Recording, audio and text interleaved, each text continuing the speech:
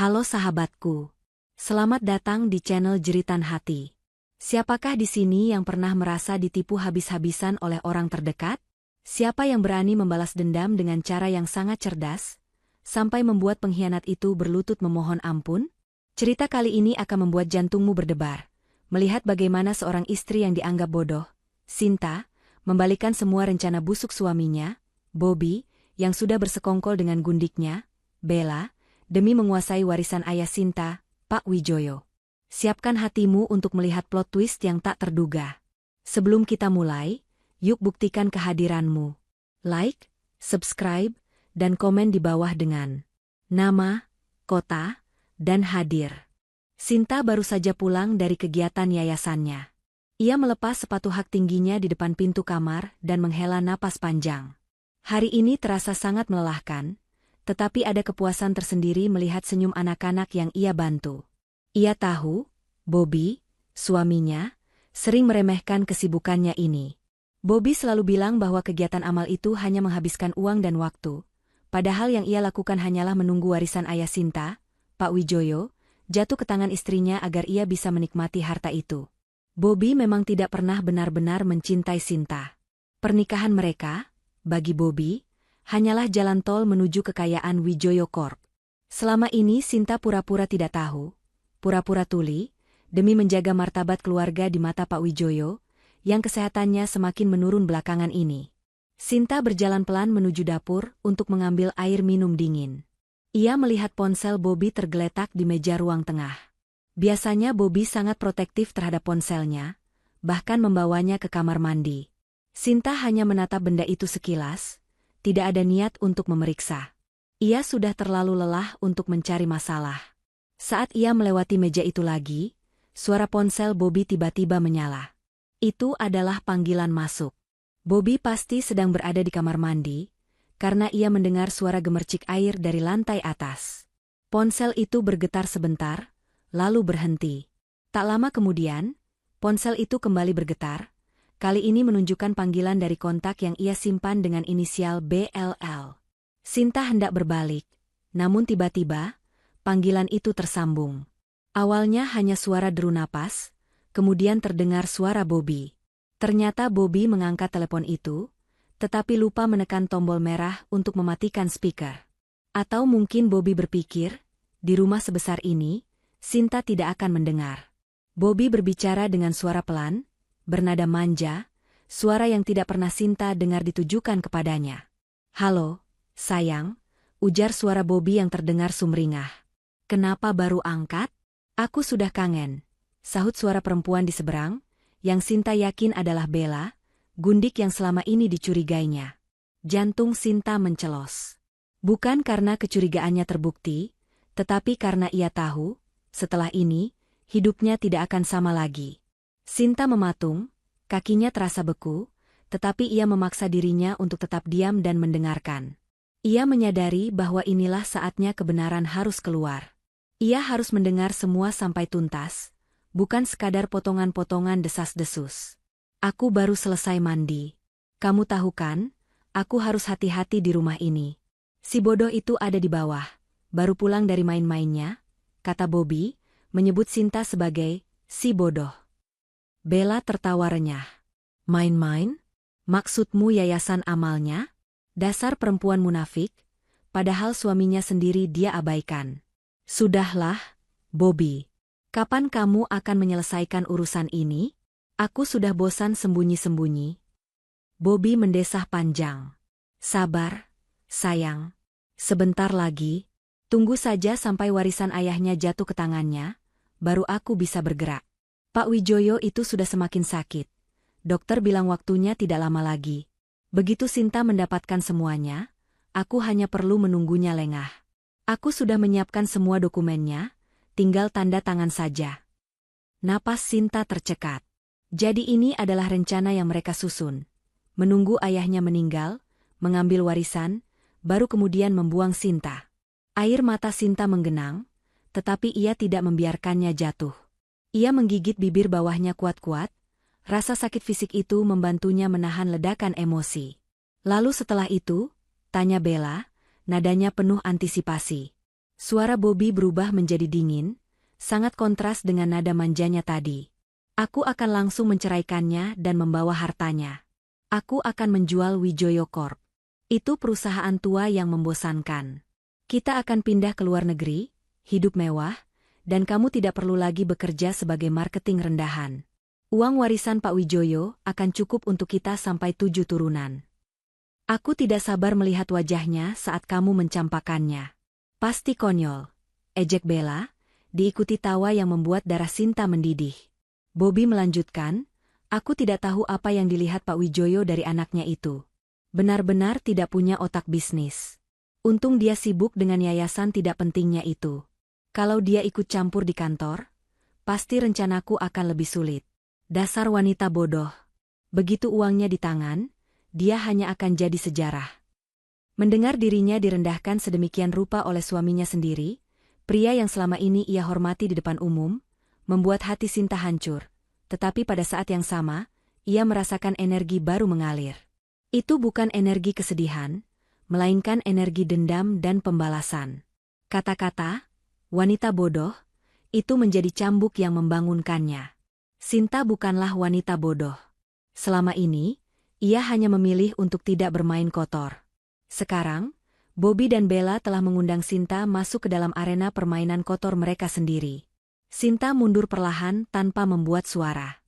Ia kembali ke kamarnya dan duduk di tepi tempat tidur, mencoba menenangkan detak jantungnya yang bergemuruh. Ia harus mencerna semua ini. Bobby tidak hanya ingin selingkuh. Ia ingin mencuri seluruh aset ayahnya, menghancurkan perusahaan yang dibangun Pak Wijoyo dengan keringat, dan membuang Sinta seperti sampah. Sinta tahu, jika ia berteriak, menangis, dan melabrak Bobby sekarang, yang ia dapatkan hanyalah drama klise. Bobby akan berbohong, memohon, dan kemudian akan lebih berhati-hati dalam menjalankan rencana busuknya. Pembalasan seperti itu terlalu murah, tidak setimpal dengan penghinaan yang ia dengar. Sinta mengambil napas dalam-dalam. Wanita bodoh. Ia tersenyum tipis, senyum yang sangat berbahaya. Mulai hari ini, ia akan memainkan peran sebagai wanita bodoh yang sempurna. Ia akan menggunakan kesibukan yayasan amalnya sebagai perisai, bahkan sebagai senjata. Ia harus mengubah seluruh hidupnya, mengubah strateginya, demi melindungi kerja keras ayahnya dan memberikan pelajaran yang tidak akan pernah dilupakan oleh Bobby dan Bella. Sinta segera menghubungi seseorang. Ia menggunakan ponsel pribadinya yang sudah lama ia sembunyikan dari Bobby. Nomor pertama yang ia hubungi adalah Pak Ridho, pengacara kepercayaan Pak Wijoyo sekaligus pengacara bisnis keluarga yang sudah seperti pamannya sendiri. Pak Ridho adalah satu-satunya orang yang tahu bahwa Sinta tidak sebodoh yang ia tunjukkan. Sinta, meskipun sibuk dengan yayasan, memiliki gelar bisnis ganda dari universitas luar negeri, yang selama ini ia rahasiakan atas permintaan ayahnya agar ia bisa hidup normal. Pak Ridho, ini Sinta. Kita harus bertemu malam ini juga, di kantor Anda. Ini sangat mendesak. Saya butuh Anda untuk mengaktifkan rencana B, sekarang, bisik Sinta. Suara Pak Ridho di seberang terdengar khawatir. Rencana B? Ada apa? Nak? Apakah Bobby? Ya, semuanya. Lebih buruk dari yang kita duga. Dia sedang menunggu warisan jatuh ke tangan saya untuk menceraikan saya dan membawa semua aset perusahaan. Saya sudah mendengar semuanya dari mulutnya sendiri. Tegas Sinta, suaranya kini terdengar seperti seorang CEO, bukan istri yang polos. Baik, Nak. Saya akan menunggu. Saya akan siapkan dokumen yang Anda butuhkan. Jawab Pak Ridho, suaranya langsung berubah serius dan profesional. Setelah menutup telepon, Sinta melihat keluar jendela. Langit sudah mulai gelap. Ia tahu, mulai malam ini, ia tidak lagi berperang sebagai seorang istri, melainkan sebagai pewaris dan CEO yang sesungguhnya. Ia akan membiarkan Bobby dan Bella menari di atas panggung sandiwara yang ia siapkan, sampai tiba saatnya ia menarik tirai dan mengungkapkan kebenaran yang akan membuat mereka histeris. Ia akan menggunakan kesibukan dan kebodohan palsunya sebagai jebakan sempurna. Sinta bangkit, menuju lemari kerjanya yang terkunci. Ia membuka laci tersembunyi dan mengeluarkan setumpuk dokumen dan laptop tipis. Inilah alat-alat kerjanya yang sesungguhnya, bukan laporan yayasan yang ia pamerkan kepada Bobby. Trust fund yang ia dan Pak Wijoyo siapkan sejak 3 tahun lalu harus diaktifkan sepenuhnya. Bobby berpikir ia hanya menunggu warisan ayahnya jatuh. Padahal Sinta sudah memegang kendali penuh atas perusahaan itu, hanya tinggal menunggu waktu yang tepat untuk mengumumkan kepemimpinannya. Rencana ini sudah matang, dan sekarang, saatnya eksekusi. Warisan tidak akan pernah jatuh ke tangan Sinta, karena warisan itu sudah menjadi milik Sinta sejak lama. Bobby hanya menunggu, warisan kosong.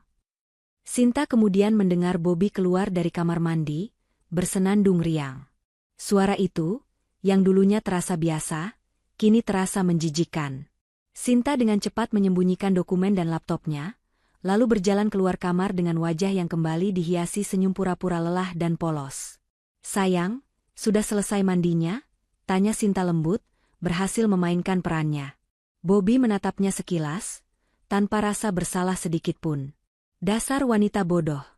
Kalimat itu masih terngiang di telinga Sinta, namun ia membalasnya dengan senyum termanis. "Ya, baru saja. Kamu dari mana?" "Kegiatan amal yang tidak penting itu lagi?" tanya Bobby, nadanya meremehkan.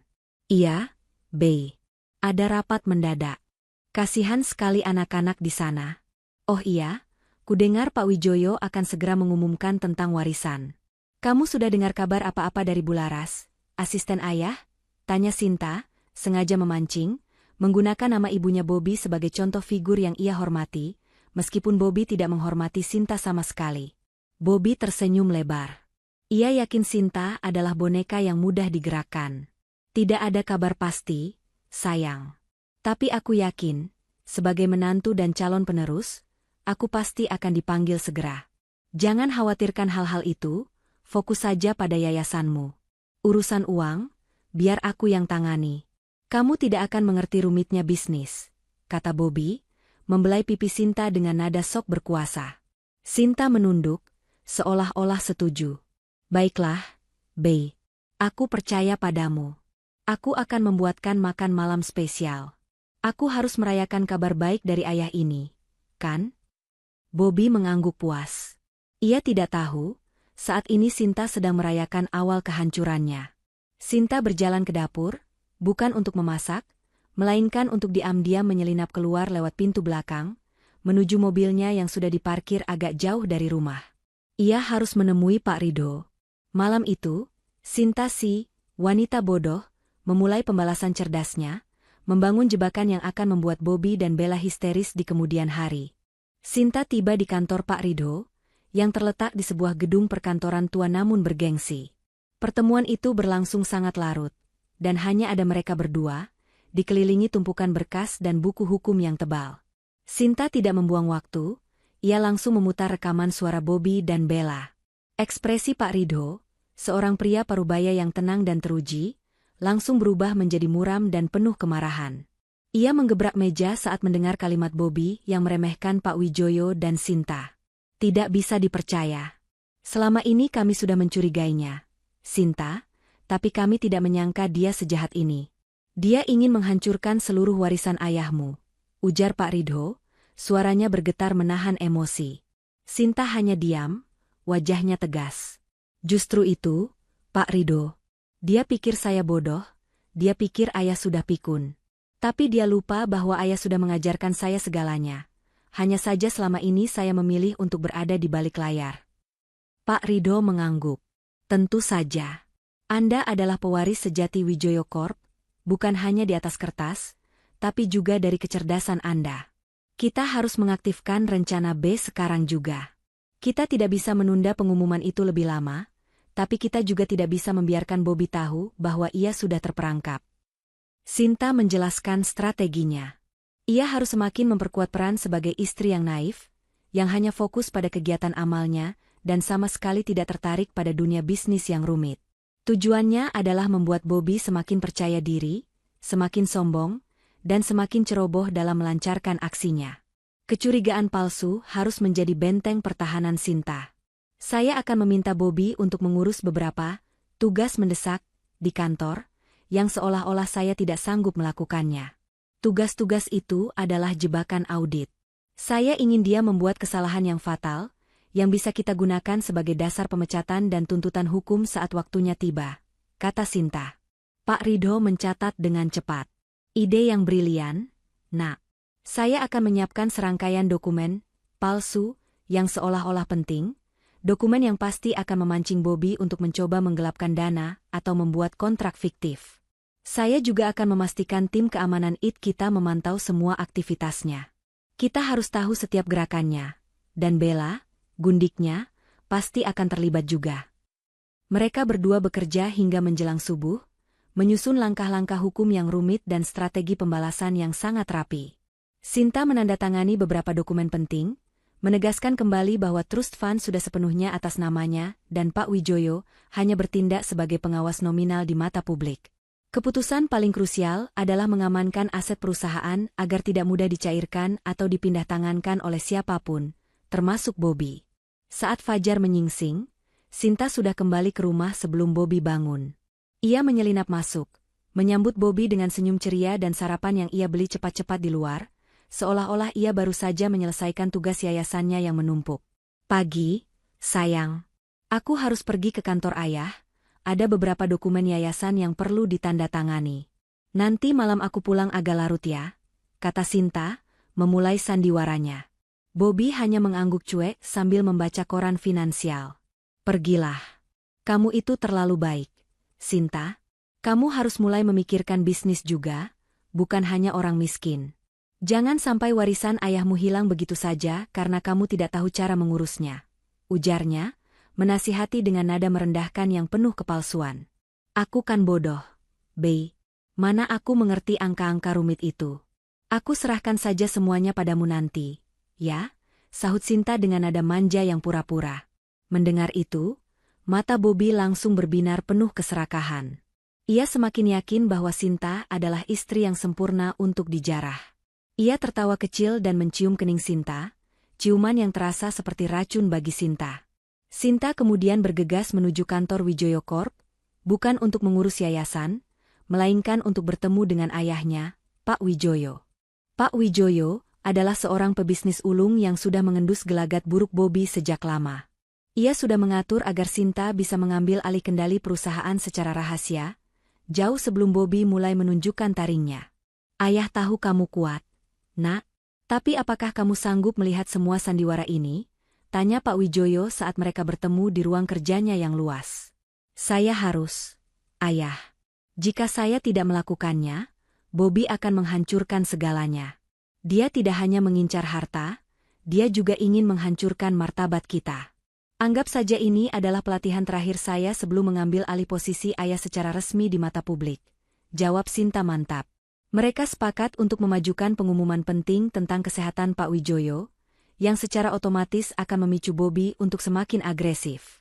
Pengumuman itu akan menjadi pancingan yang membuat Bobby yakin bahwa ia hanya tinggal selangkah lagi menuju kekuasaan. Sesuai rencana, sore itu Sinta kembali ke rumah dan mulai menjalankan jebakannya. Bey, aku pusing sekali. Ayah memintaku mengurus 2 proyek tender besar yang harus masuk minggu depan. Aku sungguh tidak mengerti detail keuangannya. Bisa tidak kamu membantuku? Ayah bilang kalau tender ini lolos, reputasiku akan naik drastis. Pinta Sinta, dengan raut wajah putus asa yang dibuat-buat. Bobby langsung tertarik. Proyek tender besar? Itu adalah kesempatan emas untuk mengetahui alur keuangan Wijoyo Corp dari dalam, dan bahkan menyisipkan kepentingannya sendiri. Tentu saja aku akan membantumu, sayang. Itu tugasku sebagai suamimu, jawab Bobby, menyembunyikan senyum licik. Mana dokumennya? Aku akan membawanya ke kantor besok pagi, jadi kamu fokus saja pada kegiatan sosialmu yang mulia itu. Sinta menyerahkan 2 map tebal yang disiapkan Pak Ridho. Map itu berisi data-data proyek yang krusial, tetapi juga beberapa celah keuangan yang sengaja dibiarkan terbuka, seolah-olah itu adalah kesalahan administrasi yang dibuat oleh staf baru. Ini adalah umpan yang sempurna. Terima kasih banyak, Bey. Kamu memang yang terbaik. Aku tidak tahu harus bagaimana kalau tidak ada kamu, ucap Sinta, memeluk Bobby erat-erat. Pelukan itu terasa dingin, namun Bobby tidak menyadarinya, ia terlalu mabuk oleh rencana kekayaannya. Malam itu, Bobby menelepon Bella dan menceritakan kemenangannya. Bella, sayang, aku berhasil masuk. Sinta si bodoh itu memberiku akses ke proyek tender besar ayahnya. Dia sungguh tidak mengerti apa-apa. Ini kesempatan kita untuk melihat celah, dan bahkan mungkin kita bisa membuat sedikit dana taktis untuk kita sendiri. Di kamar sebelah, Sinta, yang pura-pura tidur, mendengar semua percakapan itu melalui alat penyadap kecil yang dipasang Pak Ridho di lampu meja Bobby. Setiap kata, setiap rencana jahat, semuanya terekam dengan jelas. Sinta kini memiliki bukti yang lebih kuat, bukan hanya rekaman telepon, tetapi juga bukti niat jahat yang sedang dalam proses eksekusi di lingkungan kerja Wijoyo Corp. Sinta memejamkan mata, membiarkan wajahnya kembali tanpa ekspresi. Ia harus tetap tenang. Ini baru babak 2. Sandiwara ini harus terus berlanjut hingga puncaknya. Bobby sedang melangkah masuk ke dalam jeratnya sendiri, dan Sinta akan memastikan tali itu semakin kencang di lehernya. Ia tidak akan berhenti sampai Bobby dan Bella benar-benar histeris. Ia bukan lagi wanita bodoh. Ia adalah dalang yang sedang mengendalikan panggung. Bobby memasuki Wijoyo Corp keesokan harinya dengan langkah sombong. Ia merasa dirinya sudah menjadi raja di sana, meskipun statusnya hanyalah suami dari pewaris yang bodoh. Ia membawa map tebal yang diberikan Sinta, yakin bahwa ini adalah tiketnya untuk mengendalikan perusahaan besar itu. Bobby langsung menuju salah satu ruangan rapat yang kosong, mulai meninjau dokumen tender yang dimaksud. Ia menemukan apa yang ia cari, celah. Dalam laporan anggaran untuk proyek pengembangan real estate, terdapat alokasi dana yang terlihat, mengambang, atau tidak terperinci dengan jelas, seolah-olah terjadi kesalahan administratif. Ini adalah jebakan yang dibuat oleh Pak Ridho dan Sinta, dirancang agar terlihat seperti peluang emas bagi Bobby. Bobby tersenyum licik. Ia tidak perlu menunggu warisan jatuh ke tangan Sinta untuk mulai menjarah. Ia bisa mengambil sedikit dana taktis, sekarang juga. Bobby segera menghubungi Bella. Ia memintanya datang ke kantor, menyamar sebagai asisten pribadinya untuk urusan bisnis. Bella datang dengan antusias. Ia melihat ini sebagai kesempatan untuk mengklaim tempatnya di sisi Bobby dan mencicipi kekayaan Wijoyo Corp, meskipun Bobby belum resmi menjadi pemilik. Lihat ini, sayang, bisik Bobby, menunjukkan dokumen yang sudah ia tandai. Ada dana sekitar 10 miliar rupiah yang bisa kita alihkan. Tidak ada yang akan curiga. Si bodoh itu tidak mengerti, ayahnya sedang sakit. Kita bisa mengklaim ini sebagai biaya operasional mendadak dan menyimpannya di rekening baru, atas nama perusahaan fiktif yang kita buat. Bella menatap dokumen itu dengan mata berbinar. 10 miliar? Itu sudah cukup untuk modal kita pindah ke luar negeri. Bobby, kamu memang pintar. Mereka berdua menghabiskan waktu berjam-jam menyusun dokumen palsu, menggunakan wewenang Bobby, yang diberikan oleh Sinta, untuk mengakses sistem internal perusahaan.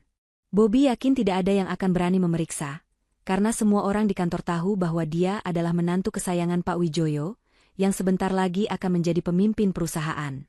Kesombongan Bobby membuatnya buta terhadap pengawasan yang ada. Padahal, setiap pergerakan mereka, setiap klik pada mouse, setiap dokumen yang dicetak, semuanya dipantau langsung oleh tim IT dan auditor internal yang dipimpin oleh Pak Ridho. Sinta, dari kejauhan, menerima laporan real-time melalui aplikasi aman yang dipasang di ponselnya. Ia melihat Bobby dan Bella sedang menggali kuburan mereka sendiri. Dalam laporan yang Sinta terima, terungkap bahwa Bobby menggunakan kode akses yang Sinta berikan untuk membuat transfer dana ke rekening perusahaan cangkang yang ia buat, atas nama konsultan pemasaran Laras Abadi. Sinta menduga nama Laras diambil dari inisial nama ibu Bobby, menunjukkan betapa beraninya Bobby. Transaksi itu disamarkan sebagai pembayaran jasa konsultasi marketing mendadak untuk proyek tender tersebut. Melihat bukti nyata ini, Sinta merasa jijik. Bukan hanya Bobby mengkhianatinya, tapi ia juga mencuri. Sinta segera menghubungi Pak Ridho. Pak Ridho, bukti sudah cukup kuat. Lakukan freeze pada rekening dana yang dicuri, pastikan mereka tidak bisa menariknya, tetapi biarkan Bobby berpikir transfer itu berhasil. Instruksi Sinta. Baik, Nak. Kami akan membekukan dana itu atas dasar investigasi internal yang dilakukan secara rahasia. Saya akan mengirimkan notifikasi palsu ke sistem Bobby bahwa transfer berhasil, jadi dia tidak akan curiga. Dia akan berpikir dia sudah kaya, jawab Pak Ridho. Sinta kembali ke rumah sore itu, berlagak lelah dan tidak tahu apa-apa. Ia melihat Bobby sedang duduk di sofa, senyumnya jauh lebih lebar dari biasanya. Capek sekali hari ini, Bey. Bagaimana proyek tenderku? Apakah kamu bisa mengurusnya? Tanya Sinta. Bobby memeluknya. Kali ini pelukan itu terasa seperti pelukan seorang kriminal yang baru saja sukses melakukan kejahatan. Sudah beres, sayang. Aku sudah mengurus detail administrasinya. Transfer dana sudah dilakukan. Itu bagian yang paling rumit, tetapi aku berhasil menyelamatkannya. Aku bahkan berhasil mengurangi sedikit biaya operasional, sehingga keuntunganmu bisa lebih besar. Sinta menatap mata Bobby yang penuh kebohongan itu. Benarkah?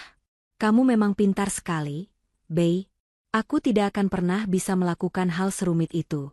Terima kasih banyak, katanya, lagi-lagi memainkan peran istri bodoh yang mengagumi suaminya. Bobby semakin besar kepala. Tentu saja. Kamu itu terlalu sibuk dengan kegiatan sosialmu yang tidak menghasilkan uang. Serahkan urusan uang padaku. Oh, ya, ayahmu sudah sehat? Kapan dia akan mengumumkan tentang warisan itu? Tanya Bobby, kembali ke topik utama. Sinta berakting sedih. Ayah masih belum stabil. Tapi dia bilang, dia ingin mengumumkan sesuatu yang penting di depan para pemegang saham akhir bulan ini. Mungkin dia akan menunjuk seseorang untuk mengelola perusahaannya sampai dia sehat kembali.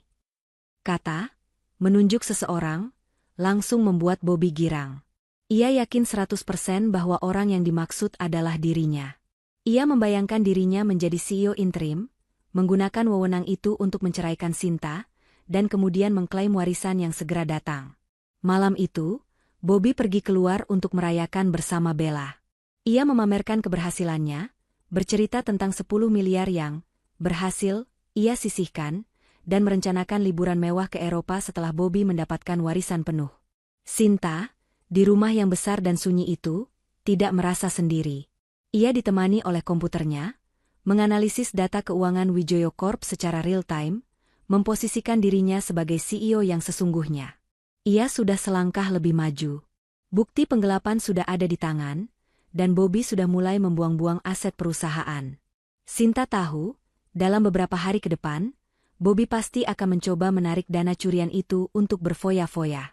Saat itulah kepanikan Bobby yang pertama akan dimulai, menyadari bahwa dana itu tidak bisa diakses. Tetapi ia harus tetap berhati-hati, jangan sampai Bobby tahu bahwa Sinta yang berada di balik semua ini.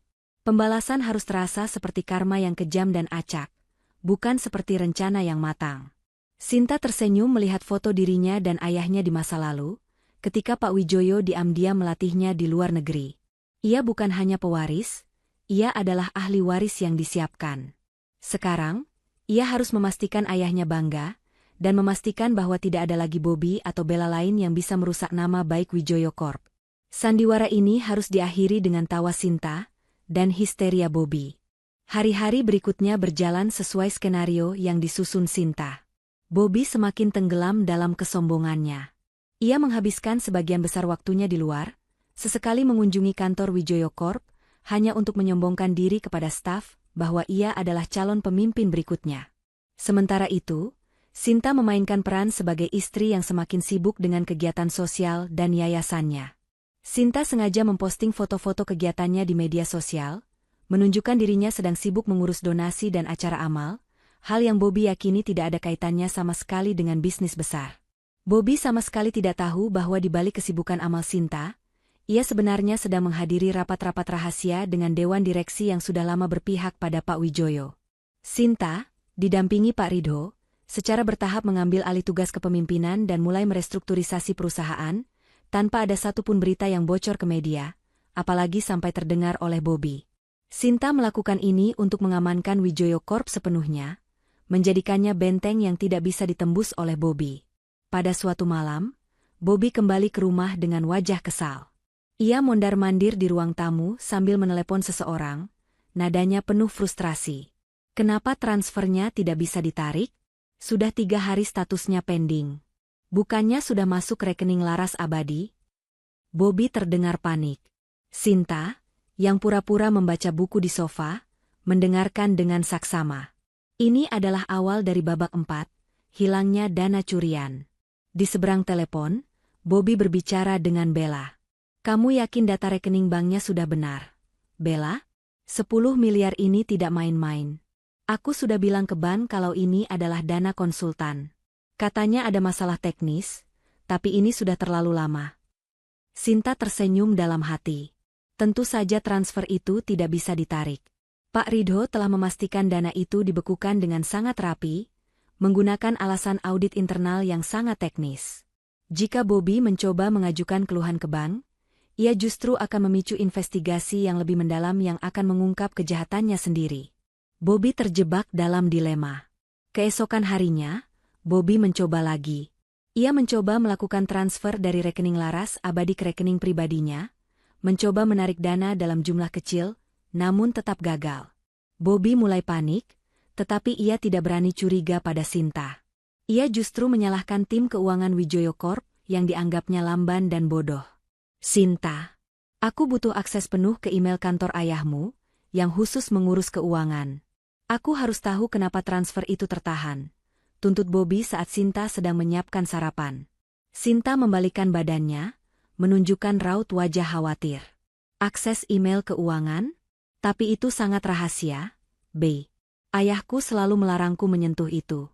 Katanya kalau ada salah input, bisa hancur semua. Aku takut. Kamu ini kenapa sih, Sinta? Seharusnya kamu itu menuntut hakmu sebagai pewaris. Masa kamu takut dengan ayahmu sendiri? Berikan saja kodenya padaku. Biar aku yang urus. Aku ini suamimu, calon pemimpin perusahaan ini. Bentak Bobby, menunjukkan kekuasaan palsunya. Sinta, sambil menunduk, memberikan Bobby sebuah kertas kecil. Ini kodenya, B. Jangan sampai salah ya. Aku takut kalau ayah tahu, nanti dia marah.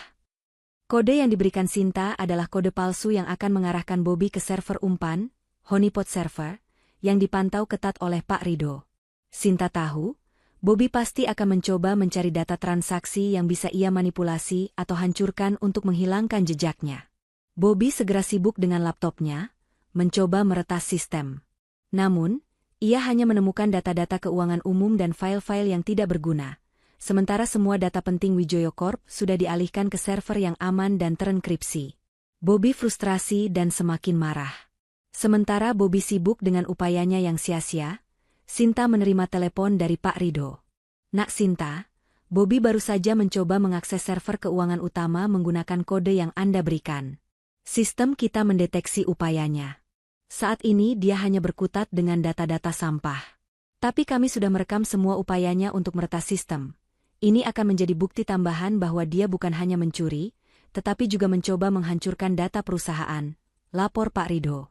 Bagus, Pak Ridho. Biarkan dia semakin dalam menggali. Tolong siapkan juga dokumen perjalanan saya keluar kota minggu depan, seolah-olah saya akan pergi untuk urusan yayasan yang sangat penting dan mendesak. Saya ingin dia merasa bebas dan tidak diawasi.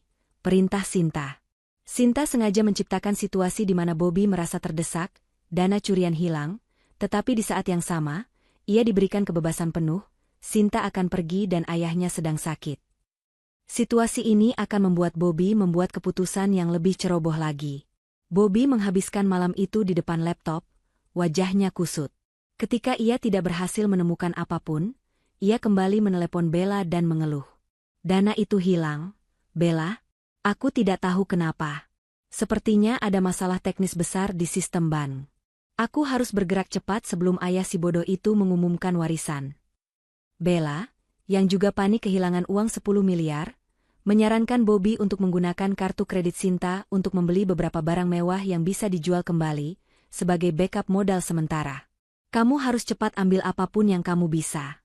Bobby, siapkan modal untuk kita melarikan diri jika rencana warisan ini gagal. Desak Bella. Bobby setuju. Ia tahu Sinta jarang mengecek tagihan kartu kreditnya, karena semua biaya biasanya dibayar otomatis oleh sekretaris Pak Wijoyo. Bobby mulai menggunakan kartu kredit Sinta untuk membeli jam tangan mahal dan perhiasan. Semuanya atas nama hadiah untuk Sinta, tetapi rencananya adalah menjual barang-barang itu. Lagi-lagi, Sinta tahu. Ia telah memasang notifikasi di ponselnya untuk setiap transaksi di atas nilai tertentu. Melihat Bobby menggunakan kartu kreditnya untuk membeli barang-barang mewah, Sinta hanya menggelengkan kepala. Bobby tidak hanya mencuri aset perusahaan, tapi kini juga mencuri aset pribadinya. Bukti kejahatan Bobby semakin menumpuk. Sinta memutuskan bahwa babak 4 sudah cukup. Bobby sudah panik dan sudah menunjukkan tindakan kriminalitas yang tidak terkontrol. Ia harus meningkatkan taruhannya sekarang. Bey, aku harus pergi mendadak keluar kota lusa. Ada acara yayasan yang sangat besar dan penting yang harus aku pimpin sendiri. Aku akan pergi selama 3 hari, kata Sinta, saat makan malam. Wajah Bobby langsung cerah. 3 hari tanpa Sinta? Ini kesempatan sempurna untuk mengambil risiko yang lebih besar. Oh, tentu saja, sayang.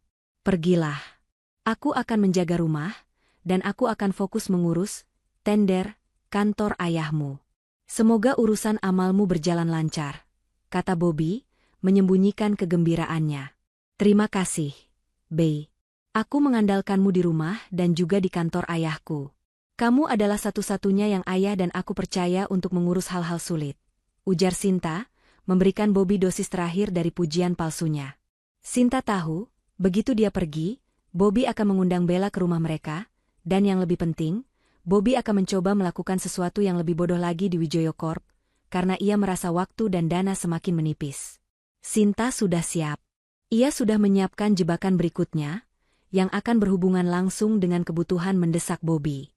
Pagi tiba, dan Sinta dengan ceria berpamitan kepada Bobby. Ia membawa tas koper yang terlihat meyakinkan, seolah-olah ia benar-benar akan pergi jauh untuk urusan yayasan yang super penting. Bobby mengantar Sinta ke mobil dengan senyum puas, melambaikan tangan dengan semangat yang tidak pernah ia tunjukkan sebelumnya. Begitu mobil Sinta menjauh dari gerbang, Bobby langsung mengeluarkan ponselnya dan menelepon Bella. Ia merasa bebas, seperti burung yang dilepaskan dari sangkar emas. Dia pergi, sayang. 3 hari penuh. Rumah ini milik kita sekarang. Dan yang paling penting, aku bisa fokus mencari cara untuk mendapatkan uang itu. Aku yakin, begitu ayahnya mengumumkan warisan, semua masalah ini akan selesai, kata Bobby kepada Bella. Namun, yang tidak diketahui Bobby, Sinta tidak pergi jauh. Ia hanya berpindah ke sebuah apartemen kecil yang sudah disewa Pak Rido, terletak tak jauh dari kediaman mereka. Dari sana, Sinta memiliki kendali penuh atas semua sistem pemantauan yang dipasang di rumah dan di kantor Wijoyo Corp. Sinta bekerja, bukan berlibur. Begitu Sinta pergi, Bobby segera mengundang Bella ke rumah mewah mereka. Mereka berpesta kecil, menikmati kebebasan yang terasa haram itu. Namun, kebahagiaan Bobby hanya bertahan sebentar. Kekhawatiran tentang dana 10 miliar yang hilang terus menghantuinya. Bobby membutuhkan uang tunai, segera. Barang-barang mewah yang ia beli dengan kartu kredit Sinta tidak bisa langsung ia jual dengan harga penuh. Dan ia khawatir jika menahan barang-barang itu terlalu lama, Sinta akan curiga saat melihat tagihan. Kebutuhan mendesak dan kekosongan dana pun dimulai. Bobby memutuskan untuk mengambil langkah drastis. Ia kembali ke kantor Wijoyo Corp, kali ini dengan niat yang lebih berbahaya. Ia menyadari bahwa proyek tender yang diberikan Sinta padanya memiliki klausul pembayaran di muka yang besar untuk subkontraktor tertentu. Bobby melihat peluang untuk memanipulasi pembayaran ini.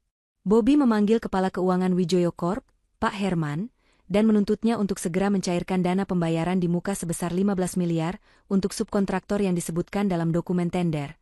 Subkontraktor yang sebetulnya merupakan perusahaan milik Bobby sendiri yang didirikan diam-diam. Ini perintah langsung dari saya. Sinta sudah setuju, dan ayah sedang sakit. Dana ini harus segera dicairkan agar proyek bisa berjalan. Pak Herman, jangan mempersulit saya, perintah Bobby dengan suara keras. Pak Herman, seorang pria tua yang sangat loyal kepada Pak Wijoyo, tampak ragu. Maaf, Pak Bobby. Dana sebesar ini harus mendapat persetujuan final dari pemegang saham utama atau CEO interim yang ditunjuk. Nona Sinta tidak pernah memberikan persetujuan tertulis untuk pembayaran ini, dan setahu saya, beliau sedang menjalankan tugas yayasan di luar kota. Bobby merasa marah dan terhina. Apa maksudmu? Aku adalah suami Sinta. Aku calon pemimpin perusahaan ini. Kamu meragukan wewenangku? Saya hanya menjalankan prosedur. Pak Bobby. Tanpa tanda tangan Nona Sinta, saya tidak bisa mencairkan dana itu. Dana itu dilindungi oleh klausul trust fund yang sangat ketat, yang dirancang langsung oleh Pak Wijoyo. Jelas Pak Herman, tetap tenang. Bobby meninggalkan kantor Pak Herman dengan amarah membara. Ia kembali ke rumah dan menelepon Bella, mengeluhkan betapa ketatnya sistem Wijoyo Corp. Mereka semua membenciku. Bella, mereka menghormati si bodoh itu, tapi meremehkanku. Aku harus mencari jalan lain. Uang tunai, sekarang juga, kata Bobby, nadanya sudah mulai menunjukkan keputusasaan. Bella menyarankan Bobby untuk menjual beberapa perabotan antik dan lukisan berharga yang ada di rumah mereka, aset pribadi Sinta yang ia yakini tidak akan disadari kehilangannya oleh Sinta. Bobby awalnya ragu, namun karena didesak kebutuhan, ia menyetujui rencana itu. Malam harinya, Bobby menghubungi seorang kolektor seni gelap dan diam-diam mengatur penjualan 2 lukisan mahal peninggalan Ibu Sinta. Sinta, dari apartemennya, melihat semua ini melalui kamera tersembunyi. Ia melihat Bobby dan Bella sedang sibuk membungkus lukisan itu, bersiap menjualnya untuk mendapatkan uang tunai. Sinta segera menghubungi Pak Ridho. Pak Ridho, Bobby mencoba menjual lukisan peninggalan ibu saya. Saya tidak peduli dengan lukisannya, tapi saya butuh uang hasil penjualannya untuk disita. Bisakah Anda atur agar kolektor seni itu membayar tunai, lalu uang itu segera disita di bank atau di tempat aman? Tentu, Nak. Saya akan menghubungi agen penilai kami yang menyamar sebagai kolektor. Kami akan memastikan Bobby mendapat uang tunai, dan pada saat yang sama, uang itu akan ditahan sebagai barang bukti. Bobby akan berpikir ia berhasil mendapatkan uang, tetapi uang itu tidak akan pernah bisa ia gunakan dalam jangka panjang, jawab Pak Ridho. Rencana berjalan lancar. Bobby berhasil menjual lukisan itu dengan harga yang lumayan, menerima uang tunai puluhan juta rupiah. Ia merasa sedikit lega. Ia merayakan keberhasilannya dengan Bella, sementara di belakang layar, Pak Ridho dan timnya sudah menyita semua uang itu dengan surat perintah penyitaan yang sudah disiapkan. Keesokan harinya, Bobby mencoba menggunakan uang tunai itu untuk membeli tiket penerbangan mahal ke luar negeri sebagai rencana cadangan, namun tiba-tiba, ia menerima panggilan telepon dari bank. Pihak bank memberitahukan bahwa rekening pribadinya dibekukan sementara, atas dasar dugaan transaksi mencurigakan dan penipuan kartu kredit dalam jumlah besar, merujuk pada pembelian barang mewah Bobby sebelumnya. Bobby panik lagi. Uang tunai dari lukisan itu sudah disimpan di dalam brankas di kamarnya, tetapi rekening pribadinya dibekukan, yang berarti ia tidak memiliki akses ke sumber dana lain selain uang tunai itu. Kepanikan Bobby memuncak, karena ia menyadari bahwa ia tidak hanya kehilangan dana curian, tetapi juga seluruh akses ke uang pribadinya. Bobby kembali menyalahkan Sinta. Ini pasti ulah ayah si bodoh itu. Dia menyuruh orangnya untuk membekukan rekeningku. Dia ingin aku menderita, teriak Bobby frustrasi kepada Bella. Bella, yang kini juga merasakan tekanan keuangan, mulai menuntut Bobby untuk segera menyelesaikan urusan warisan ini. Sampai kapan kita harus hidup seperti ini? Bobby, kamu bilang sebentar lagi kita kaya raya, tapi kenapa uang kita justru semakin menipis? Kalau kamu tidak bisa mengurus warisan itu, mungkin kamu memang tidak pantas mendapatkan apa-apa. Ejek Bella, mulai meragukan kemampuan Bobby. Keretakan mulai terjadi antara Bobby dan Bella.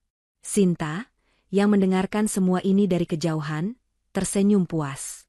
Bobby tidak hanya kehilangan uang, ia juga kehilangan kepercayaan dari gundiknya.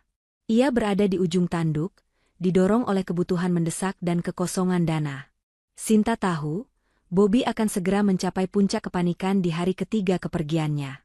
Hari ketiga kepergian Sinta, dan rumah yang awalnya terasa seperti surga kebebasan bagi Bobby, kini berubah menjadi neraka kepanikan. Bobby bangun dengan keringat dingin.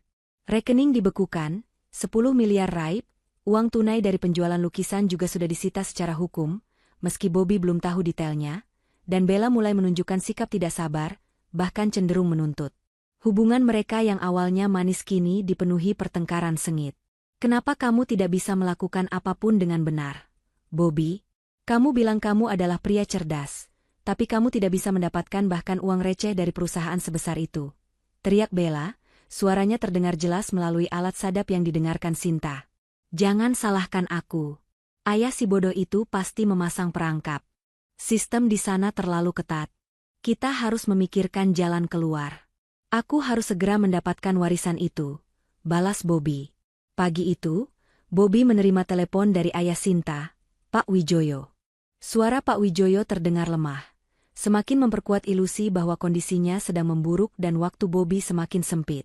Bobby, nak, ayah ingin kamu segera ke kantor. Ada dokumen penting yang harus segera kamu tanda tangani, terkait dengan pengalihan sementara wewenang perusahaan. Ayah tidak punya waktu lama lagi, kata Pak Wijoyo. Bobby langsung melompat kegirangan. Ini dia, puncak kepanikan dan panggilan darurat yang ia tunggu-tunggu.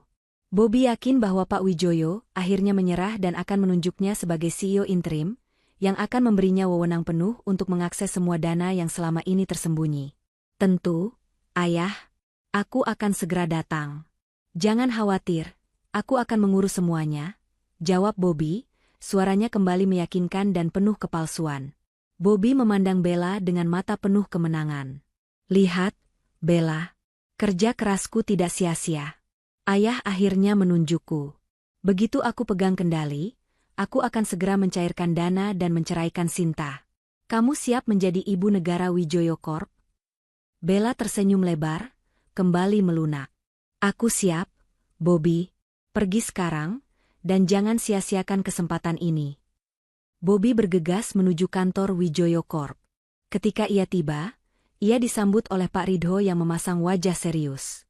Selamat datang, Pak Bobby. Pak Wijoyo sedang beristirahat. Beliau sudah menyiapkan dokumennya. Anda hanya perlu membacanya dan menandatanganinya di depan saksi, ujar Pak Ridho, menunjuk pada meja besar yang di atasnya sudah tersedia dokumen tebal. Bobby tidak sabar. Ia hanya melihat sekilas bagian atas dokumen yang bertuliskan, surat penunjukan wewenang sementara, dan langsung mengambil pulpen. Ia tidak repot-repot membaca detail isinya, terlalu mabuk oleh bayangan kekuasaan dan kekayaan yang segera ia raih. Namun, Pak Ridho menghentikannya. Tunggu sebentar, Pak Bobby. Anda harus membaca klausul ini. Dokumen ini menyatakan bahwa Anda ditunjuk sebagai pengawas proyek khusus yang berada di bawah pengawasan langsung Dewan Direksi. Bukan CEO interim. Dan ada klausul tentang hukuman finansial yang sangat besar jika terjadi penggelapan dana atau pelanggaran etika bisnis selama masa tugas. Wajah Bobby kembali merosot. Pengawas proyek khusus? Kenapa bukan CEO interim? Ayah Sinta yang memintaku datang. Pak Wijoyo percaya pada kemampuan Anda untuk mengawasi. Dan mengenai klausul itu, ini adalah prosedur standar perusahaan untuk proyek bernilai miliaran. Jika Anda tidak bersalah, Anda tidak perlu khawatir. Bukan? Balas Pak Ridho dengan senyum tipis yang terasa mencekam. Bobby terpaksa menandatanganinya. Meskipun bukan CEO, ia masih mendapatkan wewenang yang ia butuhkan untuk setidaknya mengakses beberapa file penting lainnya. Bobby tidak punya pilihan, ia harus tetap berada di dalam lingkaran kekuasaan itu. Setelah menandatangani dokumen itu, Bobby kembali mencoba mengakses sistem keuangan, menggunakan wewenang baru yang ia dapatkan. Ia berharap dapat menemukan celah lain untuk mendapatkan uang tunai. Ia berhasil mengakses detail rekening trust fund yang selama ini menjadi rahasia, rekening yang ia yakini akan dialihkan ke Sinta. Melihat saldo yang fantastis di rekening itu, Bobby menjadi sangat tergiur. Ia segera menghubungi Bella. Bella, aku menemukan rekeningnya. Saldo trust fund Sinta mencapai triliunan. Aku harus segera mencari cara untuk mengaksesnya, sebelum dia kembali. Bobby menghabiskan sisa harinya di kantor, mencoba meretas sistem trust fund, tetapi tidak berhasil. Sistem itu terlalu canggih dan dilindungi oleh beberapa lapisan keamanan yang hanya bisa dipecahkan oleh Sinta atau Pak Ridho. Frustrasi Bobby mencapai puncaknya. Ia sudah mencuri, ia sudah berbohong, ia sudah merencanakan kejatuhan ayah mertuanya, namun ia tidak mendapatkan sepeser pun. Malam itu, Bobby kembali ke rumah dengan hati hancur. Ia dan Bella bertengkar hebat. Bella menuntut agar Bobby segera mengakhiri pernikahan dengan Sinta dan membawa kekayaan yang ia janjikan. Ceraikan saja dia sekarang. Bobby, kita bisa menggunakan uang dari penjualan lukisan itu untuk biaya hidup sementara. Aku muak dengan sandiwara ini, jerit Bella. Kamu pikir menceraikan dia semudah itu? Aku butuh akses ke dana itu. Kalau aku menceraikannya sekarang, Aku tidak akan mendapatkan sepeser pun. Justru dia yang akan mendapatkan semua hartaku. Aku terjebak, balas Bobby, memegang kepalanya frustrasi.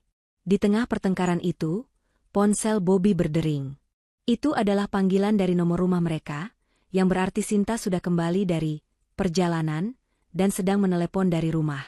Bobby dan Bella seketika diam, wajah mereka pucat. Mereka berpikir Sinta sudah ada di depan pintu dan mendengar pertengkaran mereka. Bobby menjawab panggilan itu dengan suara gemetar, pura-pura tenang. "Halo, sayang, kamu sudah pulang." Sinta, yang berada di apartemennya sambil tersenyum melihat reaksi panik mereka, menjawab dengan suara yang dibuat-buat lelah, suara seorang istri yang baru pulang dari perjalanan panjang. "Belum, Bi. Aku baru mau check-in di hotel tempatku menginap untuk malam terakhir. Aku menelepon untuk memastikan kamu baik-baik saja di rumah. Dan apakah urusan tender kantor sudah selesai? Ayahku bilang kamu datang hari ini," kata Sinta dengan nada polos. Bobby menghela napas lega, namun paniknya belum hilang. Sinta belum pulang, tapi mengapa ia menelepon dari nomor rumah? Bobby mencoba mengabaikannya. "Ya, semuanya lancar. Aku sudah tanda tangan dokumen yang diminta ayah. Semuanya aman. Kamu baik-baik saja di sana?"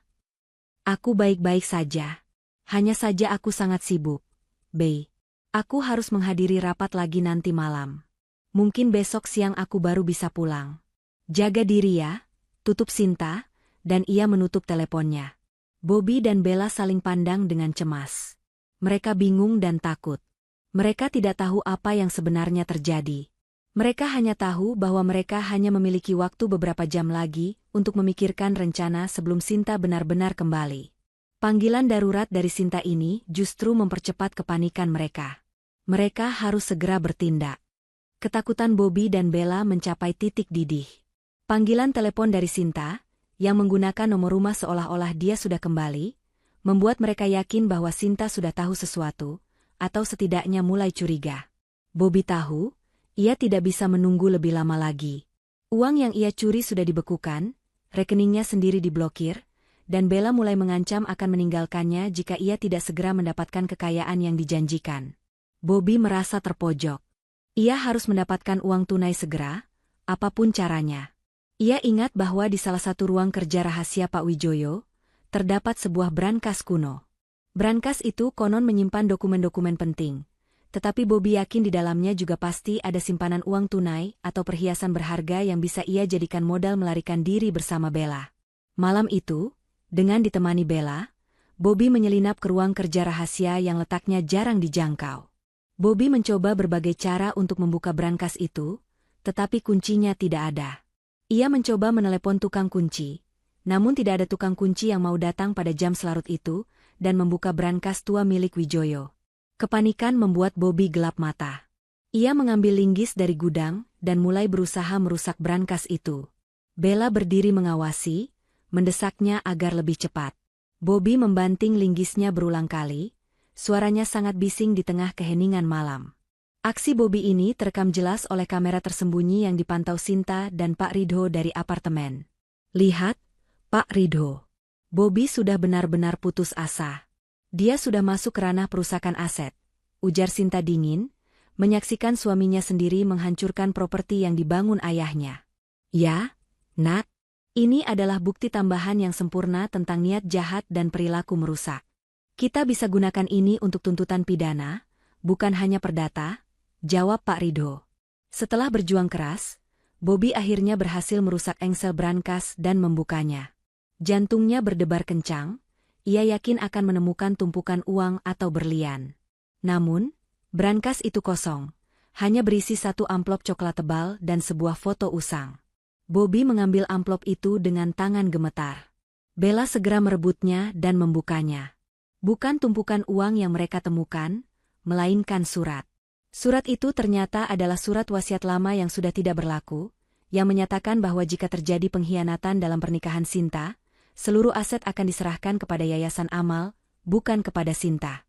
Di halaman paling bawah, tertulis tulisan tangan Pak Wijoyo, "Bobby, aku sudah tahu rencanamu sejak lama. Kamu tidak akan mendapatkan apa-apa." Wajah Bobby dan Bella menjadi sepucat mayat. Mereka menyadari bahwa mereka sudah lama diintai. Namun, sebelum mereka sempat bereaksi lebih jauh, ponsel Bobby kembali berdering. Kali ini, Bobby tidak melihat nama Sinta. Ia melihat nama Pak Herman, Kepala Keuangan Wijoyo Corp. Bobby mengangkat telepon itu dengan suara serak. "Ada apa, Pak Herman?" "Maaf mengganggu malam-malam, Pak Bobby. Tapi, ada audit mendadak dari tim pajak federal. Mereka menemukan kejanggalan pada laporan pajak Wijoyo Corp 3 tahun terakhir, dan mereka meminta surat persetujuan transfer dana dari rekening trust fund yang ditandatangani oleh CEO yang sebenarnya," kata Pak Herman, suaranya terdengar sangat resmi dan tidak bersahabat. "CEO yang sebenarnya? Maksudmu Sinta?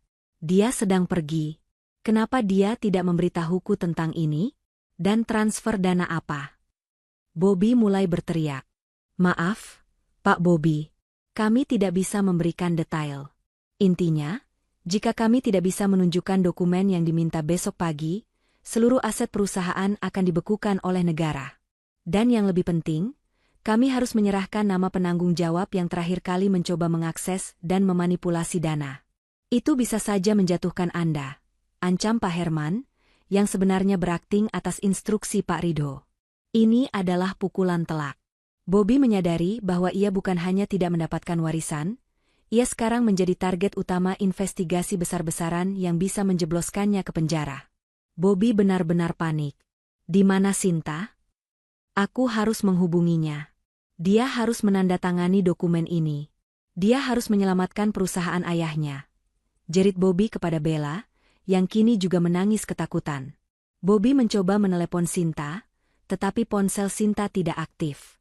Ia mencoba menelepon Pak Wijoyo, tetapi teleponnya dialihkan ke mesin penjawab yang menyatakan Pak Wijoyo sedang dalam perawatan intensif dan tidak dapat diganggu. Bobby merasa seluruh dunia runtuh di hadapannya. Ia, calon miliarder, kini menjadi penjahat yang diburu. Hanya Sinta yang bisa menyelamatkannya, karena Sinta adalah pewaris sah. Namun, Sinta sedang sibuk. Bobby berhasil mendapatkan nomor telepon hotel tempat Sinta menginap dari file perjalanan yang Sinta siapkan. Bobby menelepon resepsionis hotel dan menanyakan kamar Sinta, tetapi resepsionis memberitahukan bahwa Sinta sudah check out pada sore hari. Bobby dan Bella saling pandang. Jika Sinta sudah check out sore hari, itu berarti dia sudah kembali ke kota. Tapi mengapa dia berbohong dan tidak kembali ke rumah? Bobby mencoba menghubungi ponsel Sinta lagi. Setelah beberapa kali mencoba, kali ini, telepon itu berdering dan tersambung. Bobby langsung berteriak, suaranya penuh permohonan. "Sinta, sayang, kamu harus cepat pulang. Ada masalah besar di kantor. Audit pajak. Mereka butuh tanda tanganmu. Kita bisa dipenjara. Kamu harus menyelamatkan perusahaan ayah. Di mana kamu? Aku mohon, sayang." Di seberang telepon, Sinta mendengarkan semua itu. Ia berada di apartemennya, duduk dengan santai sambil menikmati teh. Ia mendengar teriakan histeris Bobby dan isak tangis Bella di latar belakang. Saatnya Sinta memberikan jawaban yang paling ia nantikan. Dengan suara yang dingin, tegas, dan sangat tenang, Sinta menjawab, "Maaf aku sibuk." Jawaban Sinta, "Maaf aku sibuk," seperti sambaran petir di siang bolong bagi Bobby. Keheningan yang mengikuti ucapan itu terasa lebih mematikan daripada teriakan. Bobby menempelkan ponselnya di telinga, tidak percaya dengan apa yang baru saja ia dengar. "Sibuk? Sibuk apa, Sinta? Perusahaan ayahmu terancam dibekukan. Kita bisa masuk penjara. Apa yang lebih penting dari ini?" teriak Bobby lagi, suaranya kini dipenuhi keputusasaan yang nyata. "Aku sedang rapat, B. Rapat Dewan Direksi. Ini urusan yang jauh lebih penting daripada masalah sepele yang kamu hadapi. Aku sudah bilang, urusan yang rumit serahkan saja padaku. Kamu hanya perlu menenangkan diri di rumah," jawab Sinta, nadanya sangat meremehkan, kebalikan dari nada manjanya selama ini. Sinta memutus panggilan itu tanpa menunggu reaksi Bobby lebih lanjut. Bobby menatap ponselnya yang mati, wajahnya penuh amarah dan kebingungan. Rapat Dewan Direksi? Sinta? Dia bahkan tidak pernah menghadiri rapat formal apapun.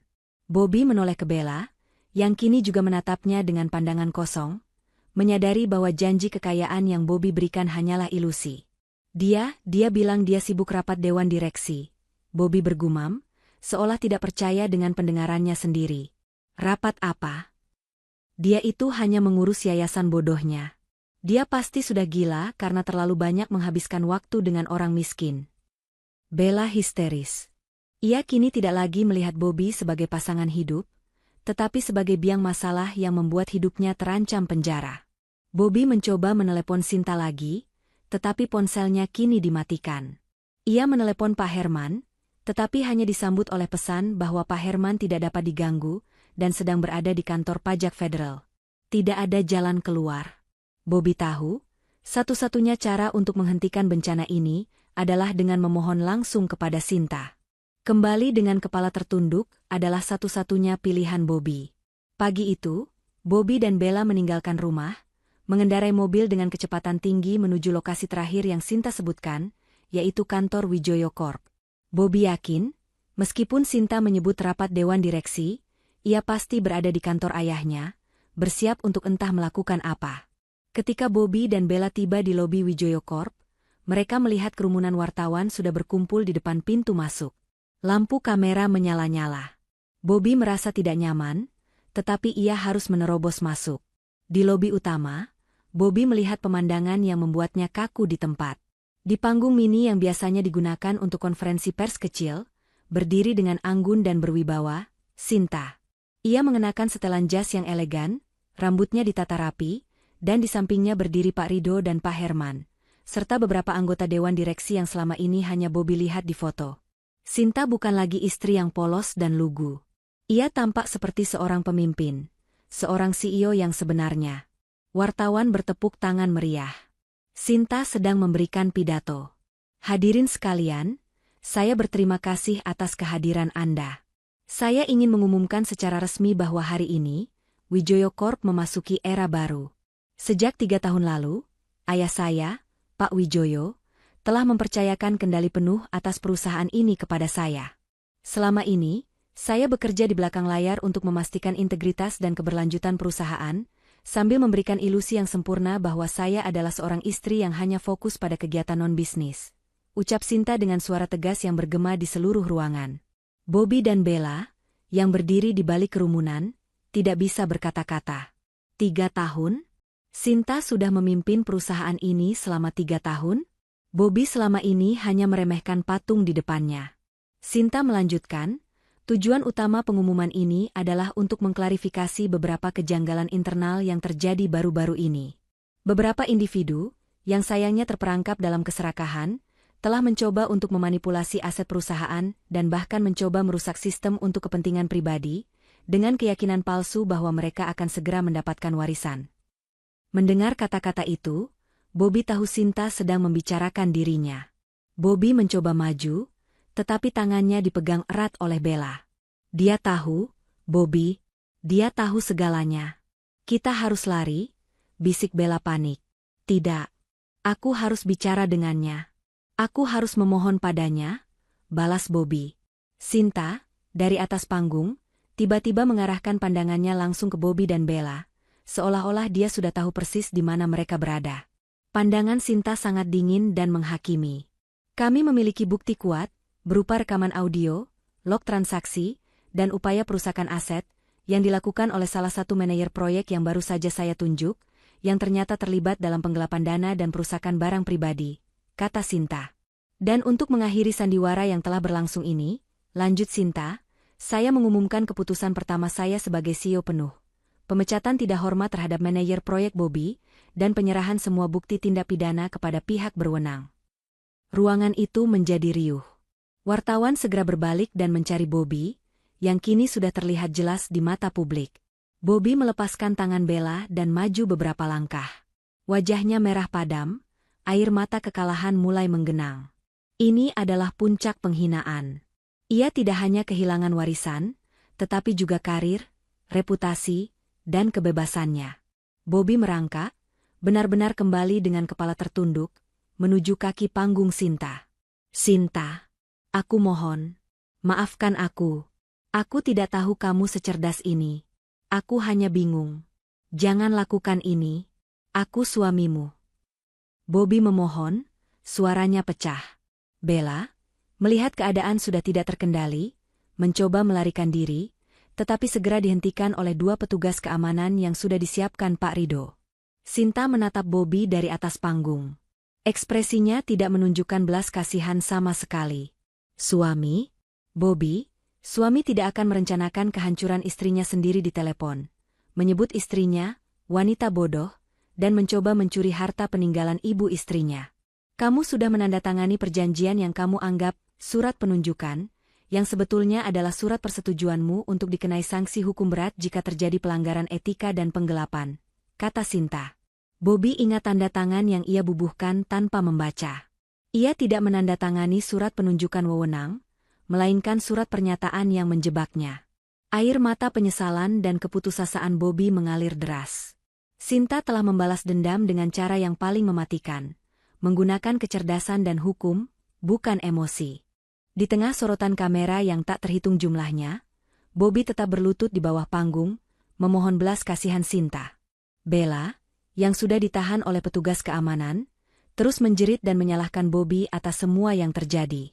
Seluruh ruang konferensi pers menyaksikan drama pembalasan yang sangat nyata ini.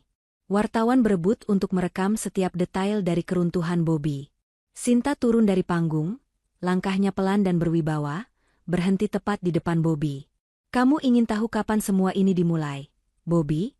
Tanya Sinta, suaranya kini terdengar tenang, seolah sedang menceritakan kisah lama. Ini adalah saat pengakuan dan pembongkaran kebohongan. Bobby hanya bisa mendongak. Matanya bengkak, menatap Sinta yang berdiri menjulang di hadapannya. Semua ini dimulai bukan saat kamu merencanakan pencurian itu, tetapi jauh sebelum itu. Saat ayah pertama kali mencurigai niatmu yang hanya mengincar harta. 3 tahun lalu, saat aku pura-pura terlalu sibuk dengan kegiatan yayasan, saat itulah ayah dan Pak Ridho mulai menyusun strategi. Sinta memulai pengakuannya. Sinta menjelaskan bahwa gelar ganda bisnis yang ia miliki dari luar negeri, yang selama ini ia sembunyikan atas permintaan ayahnya, adalah modal utama. Sinta tidak pernah bodoh. Ia adalah calon CEO yang dipersiapkan dengan matang. Setiap kali kamu mengejekku karena aku hanya mengurus amal dan tidak mengerti bisnis, aku sedang sibuk. Aku sibuk merestrukturisasi perusahaan, memindahkan aset ke trust fund yang keamanannya sangat ketat, yang tidak akan bisa disentuh oleh menantu yang tidak setia. Ayahku menyerahkan kendali penuh Wijoyo Corp kepadaku 3 tahun lalu. Kamu tidak menunggu warisan jatuh ke tanganku, Bobby. Kamu hanya menunggu warisan kosong, ungkap Sinta. Kebenaran yang diungkap Sinta menghantam Bobby dengan sangat keras. Ia menyadari betapa bodohnya ia selama ini, bukan Sinta. Bobby telah menghabiskan waktu bertahun-tahun merencanakan kejahatan terhadap seorang wanita yang sudah selangkah lebih maju darinya. Sinta kemudian menoleh ke arah Bella, yang masih meronta. Dan kamu, Bella, kamu begitu mudah percaya pada janji Bobby. Dia menjanjikan kemewahan dari uang yang bahkan tidak pernah ia miliki. Rekening fiktif laras abadi yang kamu bantu buat, dana 10 miliar yang kamu banggakan, semua itu sudah dibekukan dan akan disita sebagai bukti penggelapan. Bahkan uang tunai dari penjualan lukisan peninggalan ibu saya, semuanya sudah diamankan, jelas Sinta. Wajah Bella yang tadinya marah kini berubah menjadi pucat pasi. Ia menyadari bahwa ia tidak hanya kehilangan Bobby, tetapi juga terlibat dalam kejahatan finansial yang serius. Sinta kembali menatap Bobby. Kamu pasti ingat malam ketika kamu lupa mematikan telepon, saat kamu menyebutku, wanita bodoh. Malam itu adalah titik balik. Kata-kata itu memberiku motivasi yang sempurna untuk mengakhiri sandiwara ini lebih cepat. Sejak saat itu, setiap tugas yang aku berikan padamu di kantor, setiap dokumen yang kamu tanda tangani, semuanya adalah jebakan. Tanda tanganmu di surat, penunjukan wewenang, kemarin, Bobby, adalah pengakuanmu atas semua klausul hukuman finansial dan pemecatan, sebagai penanggung jawab atas penggelapan dana yang kamu lakukan sendiri. Sinta kemudian meminta Pak Ridho maju, dan memutar rekaman audio di depan pers.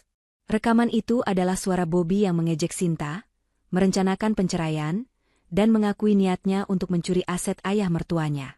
Ini adalah bukti. Bukti bahwa niat jahat Bobby sudah direncanakan secara matang. Dan sebagai CEO, Aku memiliki tanggung jawab untuk melindungi perusahaan dari bahaya internal.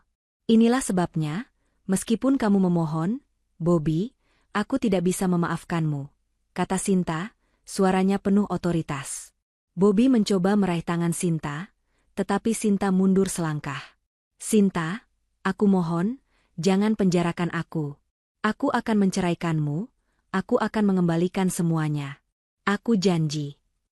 Sinta tersenyum, senyum penuh kemenangan dan kelegaan. Terlambat, Bobby. Surat cerai sudah disiapkan Pak Rido sejak 3 hari yang lalu, saat aku pura-pura pergi keluar kota. Kamu akan menerimanya hari ini, bersamaan dengan surat panggilan dari pengadilan untuk kasus penggelapan dana dan perusakan aset. Dan mengenai pertanyaanku saat kamu menelepon kemarin, saat kamu bertanya di mana aku dan kenapa aku tidak bisa menyelamatkanmu, kamu ingat apa jawabanku? Tanya Sinta, menatap Bobby lekat-lekat. Bobby hanya bisa mengangguk. Kepalanya terkulai. Sinta mengulangi kalimatnya dengan lantang dan jelas di depan wartawan, menutup babak ini dengan sempurna. Maaf, aku sibuk. Sibuk memimpin perusahaan dan menyingkirkan parasit seperti dirimu. Seketika, 2 petugas kepolisian yang sudah menunggu di samping Pak Rido maju dan memborgol Bobby. Bobby tidak melawan. Ia sudah benar-benar hancur, dihancurkan oleh kecerdasan seorang wanita yang ia sebut bodoh. Bella juga dibawa pergi, keduanya berteriak histeris atas nasib buruk yang menimpa mereka. Sinta berdiri tegak, menyaksikan Bobby diseret keluar dari lobi Wijoyo Corp. Ia merasakan beban berat yang selama ini ia pikul terangkat. Pembalasan telah selesai. Kebenaran telah terungkap di mata publik. Ia berhasil melindungi ayahnya, perusahaan, dan harga dirinya. Setelah Bobby dan Bella dibawa pergi oleh pihak berwenang, keheningan perlahan menyelimuti lobi Wijoyo Corp. Wartawan masih sibuk mengambil gambar dan mewawancarai Pak Rido, tetapi fokus utama kini beralih kepada Sinta.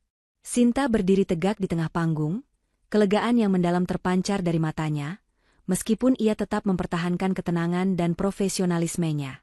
Ketenangan sejati dan pintu yang baru telah tiba. Sinta memandang ke arah tempat ayahnya, Pak Wijoyo, biasa duduk saat menghadiri konferensi pers. Ia tahu, ayahnya pasti bangga. Pembalasan yang Sinta lakukan bukanlah didasari oleh emosi semata, melainkan oleh kecerdasan, perencanaan matang, dan dedikasi untuk melindungi warisan keluarga. Sinta telah membuktikan bahwa seorang wanita yang dianggap hanya sibuk dengan urusan tidak penting, bisa menjadi pemimpin yang jauh lebih tangguh daripada pria yang buta oleh keserakahan. Sinta melambaikan tangan, memberi isyarat kepada para wartawan bahwa konferensi pers telah berakhir. Ia kemudian berjalan menuju kantor ayahnya, diikuti oleh Pak Rido. Di dalam kantor yang mewah itu, Sinta menemukan Pak Wijoyo sudah duduk santai di kursi kebesarannya, tidak terlihat sakit seperti yang Bobby bayangkan. Kondisi kesehatan Pak Wijoyo memang sempat menurun, tetapi semua drama tentang warisan yang segera jatuh adalah bagian dari sandiwara mereka untuk menjebak Bobby. Kamu berhasil, Nak. Kamu telah membuktikan bahwa kamu bukan hanya pewaris, tetapi pemimpin sejati. Kamu melindungiku, kamu melindungi perusahaan, dan yang paling penting, kamu melindungi dirimu sendiri, kata Pak Wijoyo, senyum bangga menghiasi wajahnya. Sinta memeluk ayahnya dengan erat. Terima kasih, Ayah. Semua ini berkat pelajaran dari Ayah dan bantuan dari Pak Rido.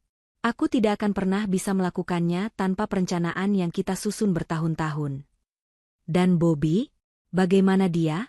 Tanya Pak Wijoyo. Dia sudah di tangan polisi, Ayah. Semua bukti sudah lengkap, dari penggelapan dana perusahaan, perusakan aset, hingga pencurian barang pribadi. Dia tidak akan bisa mengelak. Saya juga sudah menandatangani surat cerai. Hidup saya dengannya benar-benar berakhir. Jawab Sinta mantap. Tidak ada penyesalan, hanya rasa lega. Pak Rido maju. Semua aset yang sempat disalahgunakan Bobby telah disita, Nak Sinta. Uang 10 miliar yang ia curi sudah aman di rekening perusahaan. Dan trust fund sudah sepenuhnya berada di bawah kendali Anda. Tidak ada kerugian finansial yang berarti bagi Wijoyo Corp, hanya sedikit biaya hukum yang harus kita tanggung. Sinta menghela napas lega. Ia kini bisa kembali fokus pada tujuan utamanya, memimpin Wijoyo Corp dengan integritas dan mengembangkan perusahaan, termasuk mengalokasikan dana besar untuk yayasan amal yang selama ini menjadi tamengnya. Yayasan itu bukanlah sekadar kegiatan iseng, tetapi proyek nyata yang ia cintai. Keesokan harinya, berita tentang kejatuhan Bobby dan Bella menjadi headline di seluruh media. Bobby, yang dulunya adalah menantu terpandang, kini dicap sebagai pencuri dan penipu. Sementara itu, Sinta, si wanita bodoh, dielu-elukan sebagai CEO baru yang cerdas dan berani. Komitmen Sinta yang segera mengumumkan proyek-proyek besar dan transparan perusahaan, langsung menaikkan citra Wijoyo Corp di mata investor. Beberapa hari kemudian, Sinta kembali ke rumah mereka yang besar. Kali ini, ia tidak pulang sebagai istri yang pura-pura lelah, tetapi sebagai pemilik tunggal. Ia memerintahkan tim untuk membersihkan semua jejak Bobby, termasuk mengganti semua kunci, dan bahkan mendesain ulang ruangan yang pernah digunakan Bobby dan Bella untuk melancarkan rencana busuk mereka. Lukisan peninggalan Ibu Sinta yang sempat dijual Bobby berhasil ditemukan kembali dan dipajang di tempat yang lebih aman. Saat ia berjalan melewati ruang kerja tempat Bobby merusak brankas kuno, Sinta berhenti sejenak. Ia menyentuh bekas kerusakan itu. Tempat ini, yang dulunya menjadi saksi kebodohan dan keserakahan Bobby, kini menjadi monumen kemenangan Sinta. Ia tidak lagi terikat pada masa lalu yang menyakitkan. Sinta menutup babak hidupnya sebagai seorang istri yang dikhianati, dan membuka pintu yang baru sebagai seorang wanita independen dan pemimpin bisnis yang sukses. Ia sadar, kebahagiaan sejati bukanlah terletak pada status pernikahan yang mewah, tetapi pada harga diri, kejujuran, dan kemampuan untuk berdiri tegak di atas kakinya sendiri. Ia memilih untuk membangun hidupnya berdasarkan fakta dan kemampuan, bukan ilusi dan kebohongan. Sinta kini tidak lagi harus berpura-pura sibuk dengan kegiatan sosial untuk menipu Bobby. Kini, ia benar-benar sibuk. Ia sibuk memimpin perusahaan, sibuk mengembangkan yayasan amalnya, dan sibuk menikmati kehidupannya yang damai tanpa kehadiran parasit. Setiap panggilan yang ia terima kini adalah panggilan bisnis yang nyata, bukan panggilan panik dari Bobby. Di meja kerjanya, ia meletakkan foto dirinya bersama Pak Wijoyo dan Pak Ridho, tim yang berhasil memenangkan perang ini. Sinta memandang keluar jendela, melihat cakrawala kota yang kini berada dalam kendalinya. Ia telah mengajarkan Bobby dan Bella sebuah pelajaran berharga. Jangan pernah meremehkan seseorang, terutama seorang wanita yang memiliki dukungan, kecerdasan, dan kesabaran untuk merencanakan pembalasan yang sempurna. Jawaban yang Sinta berikan di saat Bobby paling membutuhkannya, "Maaf aku sibuk," akan selamanya menjadi pengingat bagi Bobby, dan bagi Sinta sendiri, bahwa kesibukan yang benar adalah kesibukan yang membangun martabat dan masa depan, bukan kesibukan yang merusak orang lain. Pesan moralnya: jangan pernah meremehkan seseorang yang terlihat polos, apalagi seorang wanita yang cerdas. Kebohongan dan keserakahan akan selalu dikalahkan oleh kejujuran, integritas, dan strategi yang matang.